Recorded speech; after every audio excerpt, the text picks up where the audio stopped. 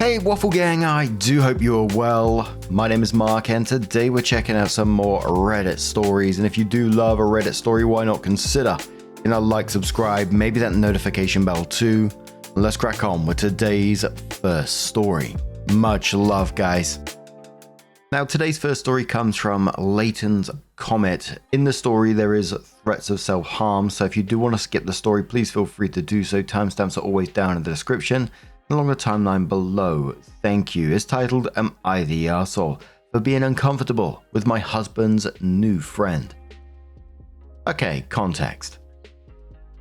A few months ago, my husband Stephen became friends with this girl, Anna.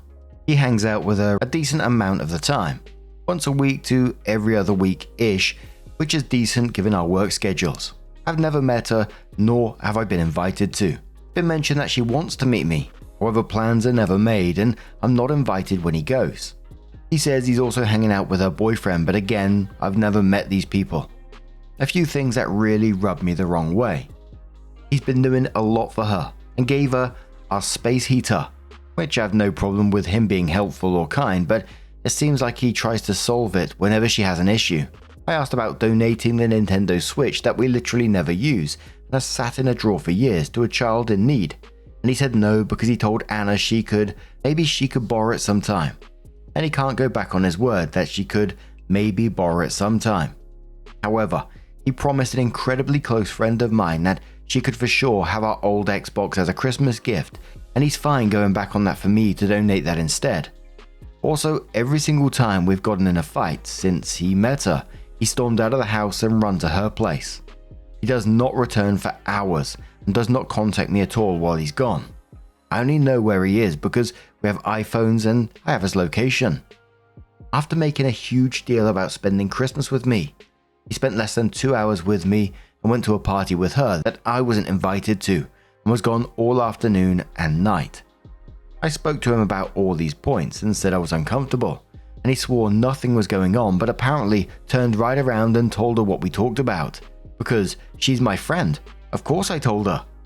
And A, this makes him more sus, like you got your story straight, and B, now it's going to be weird with me and her if we meet.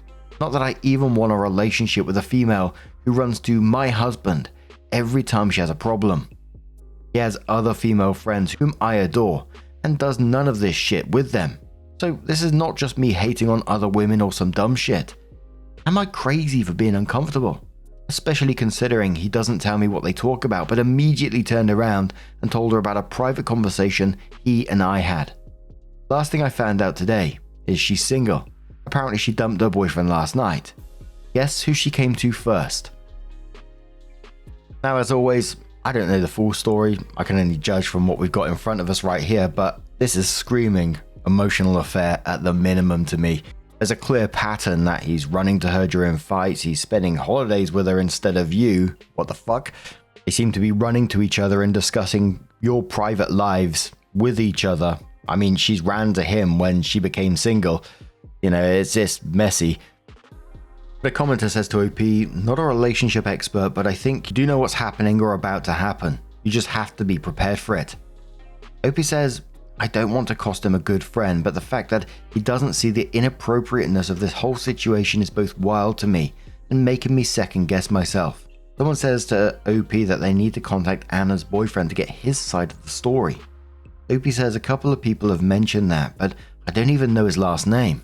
One and only reason I have to not do that if I could find his info is that the story I got about their breakup is that he went psycho. Note, just I'm mad at you, a true mental health episode and crisis. If that's true, I don't know I'd be putting her in danger by asking. And I know that's not my problem, but as a victim of both domestic violence and intimate partner violence, not with my husband, I'm unwilling to put her in a position to be physically harmed, regardless of what she's done or not done to me. Commenter says to AP, if we say you're the arsehole, will you magically be okay with everything? Read your post again, and if you can't spot a red flag, then you're hopeless. OP replied saying, hi, I already got the answer I needed, but my post was deleted months ago and I just reposted it because I had an update. For the original post, I knew what was happening was wrong, but he had spent so long gaslighting me and making me feel crazy and like everything was my fault.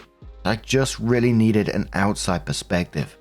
He really isolated me from my family and friends, and I didn't have anybody that was on my side at the time. Commenter says, oh my lord, this is a disaster. He's gaslighting you. Everything you've mentioned is reasonable, and yet instead of discussing it with you and having a real conversation about something that his own wife is concerned about, he brushes it off, deflects, or ignores. You can't reason with him because he doesn't want to reason. He wants to have his own way and doesn't want you to ever know that in his heart he loves this woman more than he loves you. Marriage, counseling. Opie says, hi. There won't be any marriage counseling. I begged for a really long time to do it, and he always had a reason why not to, and only ever says that he'd do it when I'm actively telling him I'm done and want to leave. But then he has never followed through on that. But if you check my post history, you'll see the update to this post, so we're just going to straight up get divorced at this point. I'm done with the mental, emotional, and verbal abuse.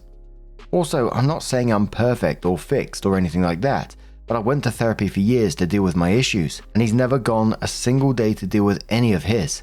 And I really believe that he needed to see a therapist individually in addition to marriage counseling for us to make any progress, and he's always had a reason why not to do any of that. Someone says, how old are Opie and the husband? Opie says, we're 26 and 28. We've been married for 3 years. Being upset that he is lying to me and hiding things from me doesn't make me jealous. I don't really give a shit if you think I'm attractive or not. So Opie came in with an update 6 months later and says, okay, so the other day Stephen, 28 male, was supposed to see his grandma and then hang out with Chuck, 28 male, and Marvin, 30s male. That was the plan. He was very specific about what he was doing and with whom. He was going to Chuck's house and then he, Chuck, and Marvin were going to Delta Pizza to play pool. Stephen texted me, 26 female, multiple times saying this was still the case. This is just one example. Stephen also repeatedly said he wanted to watch a movie with me and would be back early, so when he still wasn't home at 7 PM, I checked his location just to see if he was on his way back. I literally didn't suspect anything. I just wanted to see if he's on his way back, and I didn't want to call him and bug him in case he was still with his friends. When I checked his location and it said he was at Anna's 20s female place, so I texted him and was like, are you with Anna? And he said no. Insisted that he wasn't with her and didn't see her. And I'm like, well, your location shows that you're at her place. And he said he was just going to pop in and say hi. I mapped it and Anna's place is over 20 miles away from the place he said he was hanging out at. So who's going to drive over 20 miles just to pop in and say hi? And I kept saying it was weird, like I wouldn't have cared if he had just texted me and said, oh hey, I think I might pop in and say hi to Anna before I come home. But instead he waited for me to find out he was there and then say something. And he kept insisting that he never saw her and didn't talk to her because I texted him before he could even get out of the car. And he said he didn't give him a chance to because I hit him up before he got out of the car. And I'm like, it was a 20-mile drive, you had plenty of time to tell me you were going over there. And he got whiny with me and was like, I was with Chuck and Marvin literally all day doing exactly what I said we were doing. I never saw Anna. And if you don't believe me, you can ask Marvin or Chuck. And I'm not going to ask them. I'm not that girl. I've never been that girl. I'm not going to call your friends and check up on what you were doing. But I went to dinner with Cara the other night, and Marvin is her brother, and she's really good friends with Chuck, and I found out that Anna was with them literally all day. He picked her up first thing in the morning, brought her over to Chuck's house, hung out with her there, and brought her to Delta Pizza. And she was there the whole time he, Chuck, and Marvin were playing pool. So at 7 PM when I checked his location and it said he was at Anna's place, it's because he was taking her home. And he specifically asked Chuck and Marvin to lie to me and say that Anna wasn't there if I were to ask. So at this point, I don't believe he's not cheating. But even if he isn't, I don't care anymore because he lied to me again. All he ever does is lie to me, and then he swears he'll never do it again, and then he does. And I can't spend the rest of my life like that. That is absolutely the last time he will look me in the eye and lie directly to my face. So I'm done. I'm filing for a divorce. He doesn't know that I know, and I'm gonna play dumb and keep it that way until I can get my ducks in a row. Any advice would be appreciated. ETA because so many people keep saying it. Rightfully so, I just can't reply to every single comment. Had an STI and pregnancy test. I'm 2 months late. Done the morning after I found out. Pregnancy test was negative. Waiting for STI results. Doctor isn't open over the weekend, so can't expect anything till next week. Commenter says to OP, get all the evidence. Texts, deleted texts, DMs, phone records, location info, all of it. The day you have him served, blast them both all over social media and tag his mum. Burn that bridge to ash. OP says, as much as I would love to do this, he constantly deletes his text messages and then he deletes them from the trash, so they're not recoverable. I thought about reaching out to the cell phone carrier, but he has an iPhone and the messages that he was deleting were on iMessage. I do believe that there's probably some stuff on Facebook Messenger, but I don't know how to get into his Facebook account. Commenter says, well, we don't know if he's having an affair. He's, as you said, deleting all messages, getting his friend to cover for him, and besides confronting Anna, which she'd probably lie anyways, there's not a lot you can do. The biggest thing here is that he's lied to you on multiple occasions now. He's being secretive and getting his friends to cover for him. Whether he's having an affair or not, all roads lead to that he is, he's lying to his wife. Someone he promised with vows, which is a huge red flag and a deal breaker, and it's a downhill slide from here. Get your things in order, especially finances, and file for divorce without telling a soul, and then serve him papers. Let him do what he wants and keep a record of everything moving forward. Also update us when you serve him. OP says, he knows I know now. And another commenter says, if you rent, have one of you removed from the lease. You may be able to be removed if you tell your landlord you're being abused. You are mentally. Give the Nintendo to your friend. If he asks about it, play dumb, the way he has with you. Reconnect with family and friends. He assumes he has you locked down. Make sure you're gone or have changed locks when he's served. In your shoes, I would have him served at work. At A's place would be better, but likely more difficult to time. OP says he works from home, so that's not a possibility. I told my dad everything yesterday, and he said that in our state we have to be legally separated for a year before we can divorce. I just want to be done and gone. Someone asks OP, do they work and can she go back to work? OP says, I'm a substitute teacher, so I haven't been working over the summer. Prior to this, I worked in New York, but I moved because he wanted to be closer to his family. Another commenter says, not the arsehole. Once trust is broken, why bother trying to fix it? Once lost, trust is never fully regained. OP says, that's where I'm at. I don't trust you, so we have literally nothing. You just get so whiny and weepy and sometimes suicidal when I bring up separation. And so that has guilted me into staying in the past. But I'm absolutely done now. And one final comment says, make sure you don't tell him anything or act differently. Talk to a divorce lawyer for advice. Unfortunately, think about what he'll hide or cut you off from when you file. If you think he'll take it well though, you can suggest self-filing or mediation. Faster and cheaper. Do you think he will hide money? Do you know where all the accounts are so you can know for sure how much money he has? Are there accounts any in his name only? Joint accounts that aren't really joint that maybe just put you as a user? Is there any joint stuff that you have that is under his account or password? Think non-money stuff here too, like photos or filing your taxes. Perks take 100% of return or file for someone and steal it. Home security systems, etc. Do you think he has any hidden debt, or do you think he's hiding any other big secrets? If you have joint bank accounts, start a solo one now and start putting money into it. Just assume he's going to screw you over. Do everything up front to avoid it. And unfortunately, pulling money out of the joint bank account and spending it is very common. Get all your personal documents, copy your tax returns, and also get some cash just in case.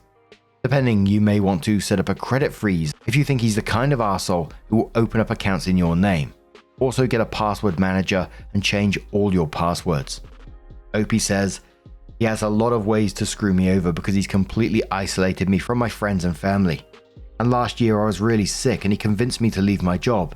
Then we did IVF and I spent all of my savings and maxed out my credit cards doing that. And he didn't contribute at all, even though it was his fertility issues that were stopping us from having a baby.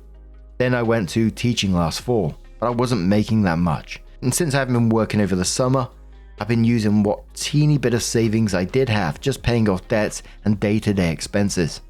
The apartment is in both of our names. I'm on the lease, so he can't legally kick me out. but he pays the rent right now, and the car is in his name only.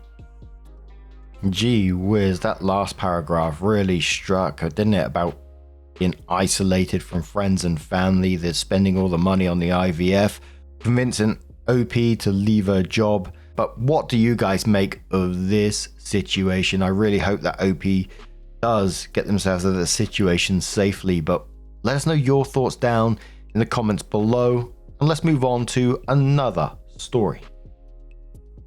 Now, our next story comes from Gold-Eyed Kobold, who says, "Am I the arsehole for wanting to play Dungeons & Dragons online with headphones in?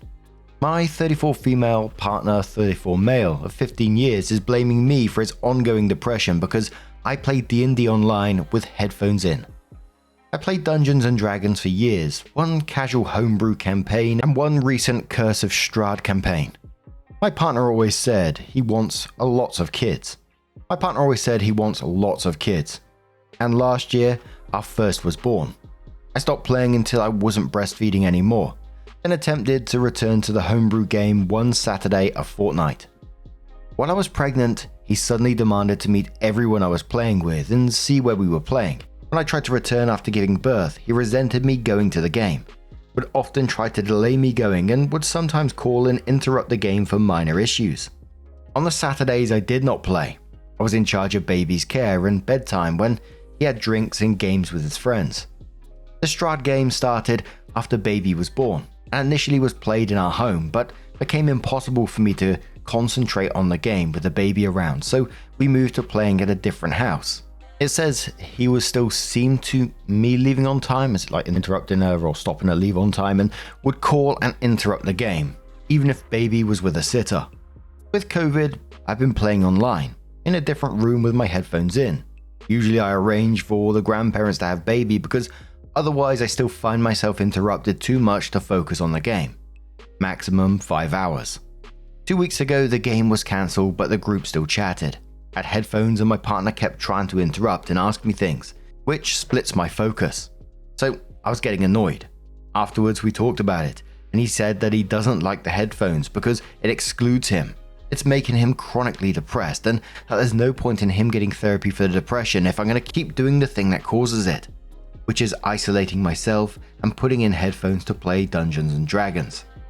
The following week I tried without headphones, but it's so hard for me to focus on the game, especially around him and baby, that I was brought to tears and we only played for 2 hours, but he was still unhappy about it. He says I need to adjust my standards about how I play, but I want to be able to focus and immerse properly in the game. I've already changed the hours that I play and tried without headphones, but it doesn't work. At the same time, he's been increasingly concerned about IT security, so I currently can't use my laptop. He reset my iPad and phone multiple times, and he wants me to get a new phone number. I've also, at his request, reduced my work hours so I'm more available for baby, even though I had full-time work and he is technically unemployed but trading crypto.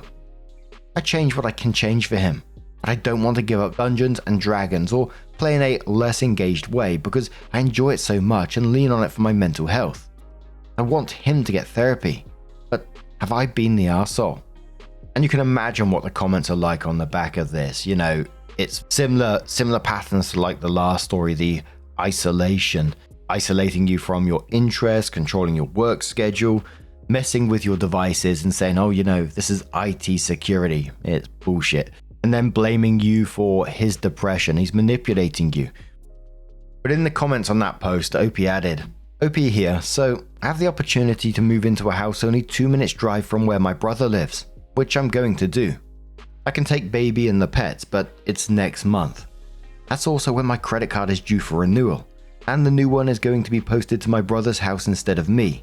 I'm setting that up to move out. I've tried to talk to my partner and present 2 options, get therapy or break up. He's taking it kind of weirdly. First morose, but now seems to think that it will all blow over and we'll work it out on our own without a therapist. That will not happen. There have been multiple tries over the last 2 years.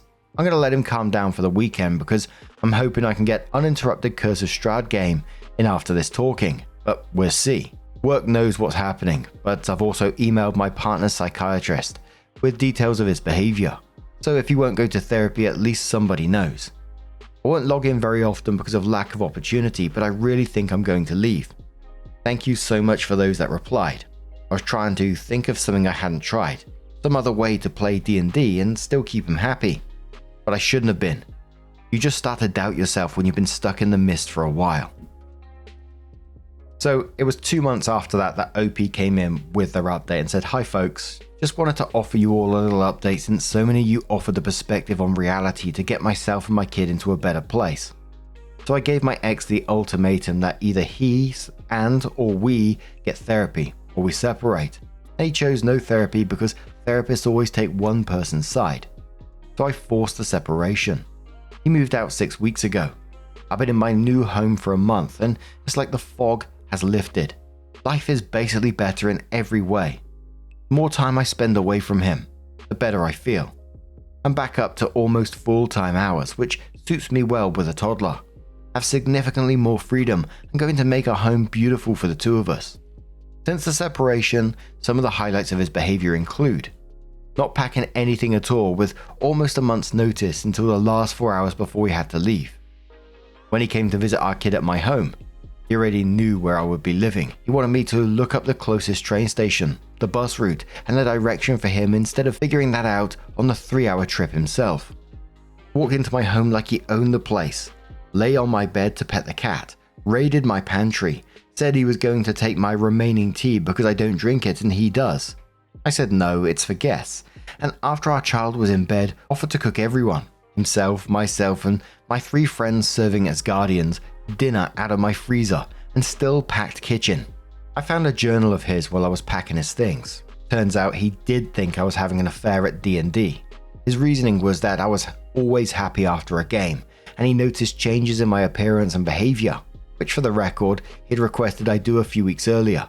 Also turns out his version of enough sex in a day is 3 to 5 encounters. He'd paid a junkie down the street for a blowjob when I was pregnant. He seems to have felt bad about that. At various points in our conversation, he has blamed me for trying too hard in the relationship, for misinterpreting his actions and words, even direct quotes, for not booking a therapist for him, and for not assuming the best of him anymore. The kiddo is doing great though. She hasn't actually noticed his absence at all, and is having the best time in the new house. I'm going to turn the dining room into a Dungeons and Dragons and dining room because I can. So thank you. I know a lot of you read things just for entertainment, but seriously, thank you. Someone says to OP, crumbs. I think if I had sex 3 to 5 times a day, I'd be broken inside a week. OP says the journal entry was from when I was pregnant too, and working full time, and afflicted by morning sickness. It was an impossible expectation. Someone says to get checked for STDs. OP says don't worry, results came through Wednesday, all in the clear. Figured I deserved a small bit of luck on my run. And OP on the dining room and says, my D&D and dining room hosted after our castle dinner with Estrade with my DM's permission. To add the wow effect, I'd upgraded the table between the previous game and the one to make it longer, allowing suddenly extra room, and changed all the chairs to high backs. The ravens and trees were added especially for the Barovian mood, and yes, we served garlic bread as part of the first course. And shared an image, and there's a cheese board on there, and it's got me absolutely drooling. And one of the commenters below this talked about something that we often see in these stories about, especially with isolation, about being surrounded by fog and when it's lifted and how you can suddenly start to see everything around you again, and what a relief that is.